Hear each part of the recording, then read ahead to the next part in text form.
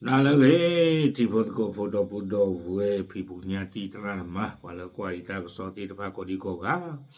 do we di mi ga he mani bana we he de du la ke so ba a ko ta do ni de o no e de ye e ka we ka ta tho khala a ro ka we kha nya ni ba u ko lo mi he ma de ma su a we a remote no pi la yo ni ta kwa cha ke do we di te na nya yi ni ta so la amarin de kaเอาไว้กุยเราไว้ได้ทางโซคู่โตเตเวตมภูเก็ตเร่งผลักดันออกนอกประเทศคู่รักต่างชาติทำอนาจารบนรถตุกตากระโซนไข่เตเวได้เลยตมเลยภูเก็ตนี้คือเวด้าตาอุตสาวิบลนี้กันโนพลอทกุยเวด้าปวดดอไตต่อขี้กาเตเวด้าหนอปวดดอไตต่อขี้กาเนี่ยมาเวด้าตาตะเกิดตาตะบ้า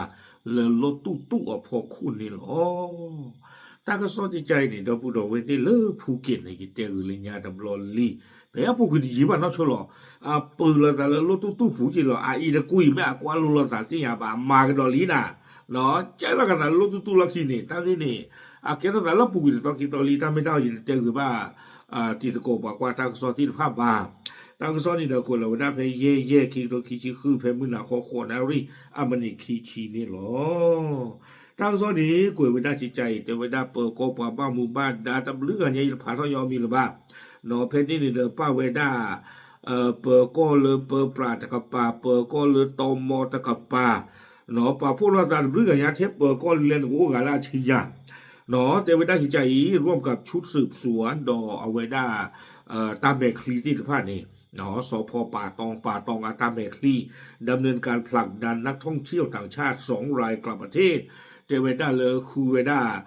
ตาอุตสาที่ภาควิบลนี้กันนอจี้กุเวด้าปว่าที่กุโกกาปว่ากอลาวาขี้ไก่เนี่ยหรอบัมดูคนอะไรเจเวด้าหลังทั้งคู่ก่อเหตุอนาจารบนรถตุกในพื้นที่ป่าตองสร้างกระแสวิพากษ์วิจารณ์อย่างหนักในสื่อสังคมออนไลน์และส่งผลกระทบต่อภาพลักษณ์การท่องเที่ยวของจังหวัดภูเก็ตเป็นอย่างมากหนอเทวดาเลือปากขี้ไก่นี้ปืนที่เราไว้ได้การลดตู้พอคนเนี่ยหูมาเอโอโคหลอเทวดาเลือป่าตองเลือภูเก็ตตาลอตักเลยนี่เดี๋ยวตาจะเปลี่ยนไว้ได้ลดตู้ล็อกขี้เดตาลดตู้ปาริกาเดตาฮูปีกละโนลากระปานกว่าพลานโนละล็อกขี้กว่าพลานโนละมีงานกว่าพลายเนาะปะเกอเราไปได้ตาที่เนี่ยเดี๋ยวเดี๋ยวจะมินตั้งเกี่ยบ้านเนาะเกทอตาจีตากระโตเรื่องออนไลน์เอาผู้ดูมาดอกวิบลนี่เดี๋ยวเกทอตาหักหัวไปได้ภูเก็ตมีอาคาชีแต่เวลาตาเรื่องภูเก็ตเนี่ยมีเวลาตาเราเลยมีดูแล้วก็จอดเจ้ารอต่อจีล้อตลอดชอลตาต่อพัทยาบ้าตาที่ตากรนี้แต่เวลาเกทอตาเลยลาทอเตอร์ก็เย่คิดตัวคิดชีคือลาปูกุลีตาคันเนี่ยแต่เวลาเพื่อหัวคอนเยนารีน่ะเดี๋ยวเยนารีเนี่ยดูตาภูเก็ตวิ่งบ้านกันตาต้องไม่กระเจอคู่เดิมไม่กระเจอคู่เจนนารีเนี่ยดูเดี๋ยวช่วงหน้าบ้านเนี่ยไม่ปืนแล้วแต่แล้วตาเราขี่ไปที่หน้าบ้านที่หนอตาปวางยองอุจจาระเราเนี่ยบ้านมีเรือเท่าที่บ้านที่เสียเดี๋ยวภูเก็ตตาปวางอุดรนั่นแหละหนอแกวิ่งผ่านตัวเดปกติจะมาแล้วปวางจิโร่ทอบูหรอทางโซนนี้จะไม่ได้เพื่อว่าคอยเย็นนารีเนี่ยเดี๋ยวปวางกอลาวาขี้กะบ้านตาที่ยาเกอเมียตาเลยขี้ปกควานี้มีวิดาลมิสเตอร์รูเบนเราวิดาลุยชิตนี่เกี่ยวกับเฮลสเปนก็เนาะแล้วปมืดคนนี้มีวิดาลซินเดียเราวิดาลุยชิตนี่กับเฮลเปรูเนาะก็ตะการปูลยุโรปตะการอุลลาตินตะการเลตโตลาซาเซนแล้วภูเก็ตโตลาซาวิบลานี่เดโตลาซาเดกว่าอุกเกจิกว่าเนาะมาท่อวิดาสเกปวาดคันนี่ตั้งซ้อนนี่เทวดาจิตใจทั้งสองถูกบันทึกภาพขณะกระทำอนาจารโดยฝ่ายหญิงใช้ปากสัมผัสอวัยวะเพศฝ่ายชายบนรถตุกที่จอดไว้ในที่สาธารณะบริเวณป่าตองกระทูจังหวัดภูเก็ตตั้งซ้อนนี้เทวดาจิตใจอีกเนาะเพปานโดเครือคันนี่เดิมบ้าเวดาเพตาผมมือถือกันนี่เดอโอโลโลโอเวดาตาปกควานะกุยตาเลือดตุลังคีเนี่ยเนาะอ้อชูอ้อลีเวดาเจญลาเรียกรู้หรือเปล่าอากูตาตอนนี้เดเทวดาเดปาที่มาเวดาดอคูดอเวโลตาลอนี่เลอป่าตองเลออำเภอกระทูจังหวัดภูเก็ตเตเววิบลนี่แต่ตั้งซ้อนนี่เตเวดาจิตใจอีกต่อมาเมื่อวันที่4 พฤษภาคม2569 เวลา 20 นาฬิกาชุดสืบสวนสพ.ป่าตองและตม.ภูเก็ตได้ติดตามตัวทั้งสองมาสอบสวน เนาะตื่นไม่เลยลาทอลุยต่อเพมหาตนีก็บ้าเวลาเพมือหนาคอโคนารีตะคอหนีแต่เวลาเนาะตามเมคลีลาเกเวลาเปิดก็ตามเมคลีเนี่ยดอตอมอเลภูเก็ตนี่ลูคือเวลาว่าขี้ไก่คือเวลาสวาแต่เวลาเนาะดีต่อได้ตาวอเรือบ้านตาที่ขาเวลาตัวนี้เนาะตื่นไม่เลยว่าที่เราว่าพ่อวอเนี่ยเด้อเนาะเดี๋ยวตาเนาะออกุยตาเลิกเอาไว้รุ่นตุลคีเอทั้งคู่ยอมรับว่าเป็นบุคคลตามภาพจริงพนักงานสอบสวนแจ้งข้อหาร่วมการกระทำการอันควรไขหน้าต่อหน้าธารกำนันอาคูตาตอนนี้เลยปันดูกว่าตากว่าวิบล้อนี่เด้อตักขี้ไก่อันนั้นรู้จีน่ะเนาะตั้งโซเทวดาเลยเหรอนะอ๋อมีตาหรอเทวดาปะขี้ไก่หรอเทวดาเนาะดูอ๋อหรอแต่คุยตาเลยโลตุตัวหรอขี้เทวดาจิจานี่นี่อาคูตาตอนนี้นะถึงไม่เลยเราตั้งมาแล้วนี่เปิดก้อนนี่เด้อที่เวดาตากมาเทวดาเลยมาตาหลอเมชาเลยปะอาญากาเมญาเลอุบิชีป่าพลาโทอากีอาโวเลปะอาญากาเมญาอาคูตาตอนนี้เด้อโดยได้ดำเนินการตามกฎหมายเสร็จสิ้นแล้วเนาะวิบลอนี่เด้อเทวดาปว่าเร่หลอกเลหลอนี่อาตากมูตากมาสิ้นพระเนี่ยวิลเลอซิซิลีอย่างไรก็ตามเนื่องจากพฤติการดังกล่าวสร้างความเสียหายต่อภาพลักษณ์ด้านการท่องเที่ยวและศีลธรรมอันดีของประเทศไทยเนาะจะมีกิจลักษณ์เทวดาปาขี้กันไม่หรออาตากมาบ้าชาตินากินนี่เด้อเทวดาขอบลุลาตาสเก็บวันดีนี่หรือหากว่าไม่ได้ก็จดเตลาหรือว่าก็พอเราจดไว้เนี่ยมีอาซาเทวดาอาคุณแต่ตอนนี้เด้อตม.จังหวัดภูเก็ตจึงดำเนินการผลักดันออกนอกประเทศทันทีและเตรียมรวบรวมข้อมูลขึ้นมาฉีดต้องห้ามอาคุณแต่ตอนนี้เด้อเทวดาขอบลุลามาหากว่าไม่ได้ก็จดเตลาหรือว่าตะบี้เนี่ยมีนี่เด้อก็บ้าตาตม.หมอเนาะแล้วภูเก็ตก็ป่านนี้ก็นอจีเรากูไม่ได้กว่าขี้ไก่เลยอยู่ก็ปูตบล้อข้อ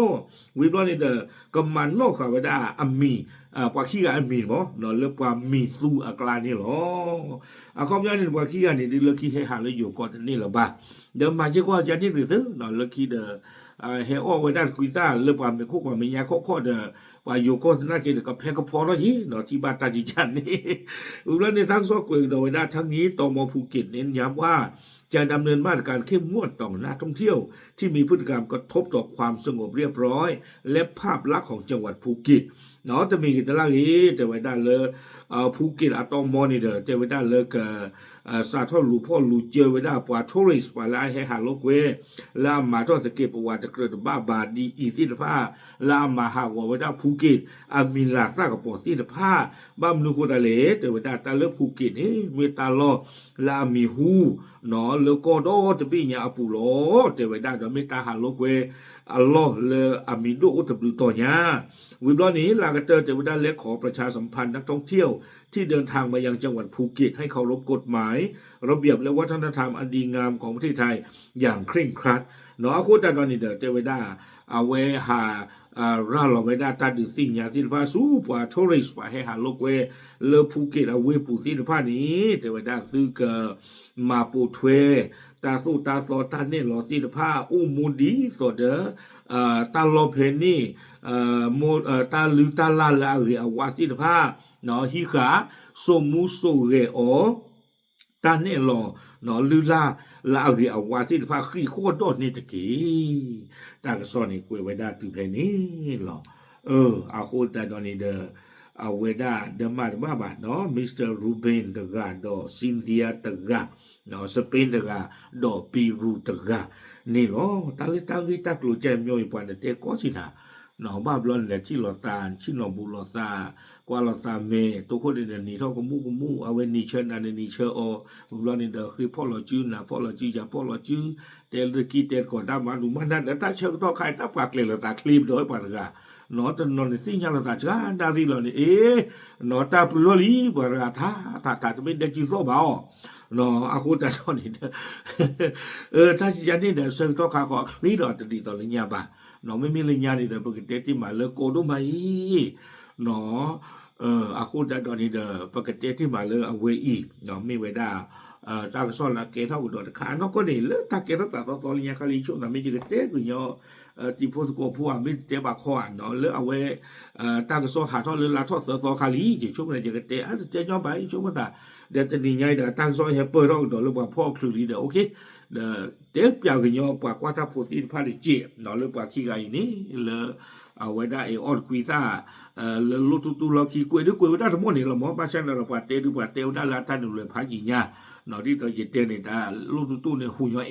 อโอกละเตไว้ได้จานี่โอเคเนาะดูสิเนี่ยที่พูดก็พูดเทหรอดับหรือ